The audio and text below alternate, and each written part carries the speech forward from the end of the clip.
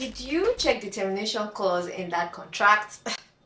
Picture this. You signed a contract with a brand for a partnership that was supposed to go live December 25th. On December 23rd, they got into a little bit of a hula balloon. Jump scare. The brand gets into a scandal. They've been accused of copyright infringement, maybe fraud, or maybe even something as serious as a life being lost. Everyone is angry with this brand. You are scared to promote them because you don't want backlash from your followers. The next thing you are thinking is, I need to terminate this contract.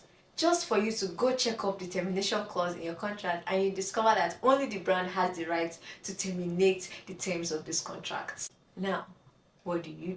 Promote the brand and risk backlash, or go and beg the brand that you want to terminate this contract, even though the contract clearly says that you are not allowed to. Ensure that in your contract you have the right to terminate the terms of the contract as much as the brand does. You need to protect yourself so that when tricky or messy situations like this arise, you are able to walk away with your head up high. Forge ahead to get more brand partnerships. Because at the end of the day, now give up, fuck up.